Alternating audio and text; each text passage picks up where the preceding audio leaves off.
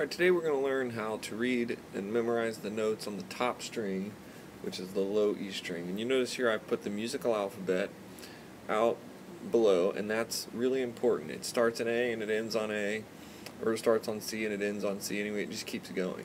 But when you look at a piano, a good thing to know is that between E and F there's no black notes, so that's a half step there. Also, between B and C there's no black key on a piano. It's the best way to look at this. So these are little half steps between B and C, between E and F, and that's going to relate up here to our guitar diagram. It's going to definitely relate up here. So this is your low E string. This is the low E string right here, all across here, and we go up in half steps, in frets. They're half steps. So if I go from E to a half step up, like we see here, would be F. So this is F. Okay, and then we're going to go a half step up and then another half step to G.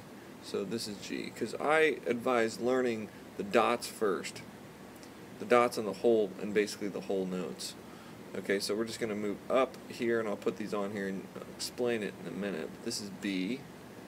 Then we're going to go a half step up here. We're going to go to C. C, there is no fret between B and C, just like there is no fret between E and F. C, and then D, and then we get back to E. And this is our octave. Okay, so now that we have those, we can look at, and we can see that we can memorize E, F, G, A, B, C, D, E. If you start at the top, go all the way down, just make sure you go half step right here, E to F, and when you get here, you jump. So it gets a little confusing memorizing down here, but this is just one simple thing. If you can remember that there are no half steps here, that's a good thing to remember. So now I'm going to switch to a red, and we're going to talk about the sharps and flats. Now the sharps and flats fall in between. So there is no sharp and flat, no black key on the piano between E and F. But between F and G there is a black key on the piano, and that would be what we would call F sharp if we're going up. So as we're going up, that would be F sharp. Okay? So that's F sharp, then we have G, then we have G sharp. Okay? Then we have A, then we have A sharp. We have B, C, no black key. Then between C and D on the piano there is a black key, and there is, so this would be C sharp, D, D sharp, E. Interesting thing is this starts over again. This is called the octave. That's just like on a piano when you reach your hand from C to C. But we want to start over. It's no problem. We can start over, and we can just keep going. This keeps going. F, F sharp, G, G sharp. Okay? This keeps going all the way down. So this is all you have to memorize from the E to E one time, and then it just repeats.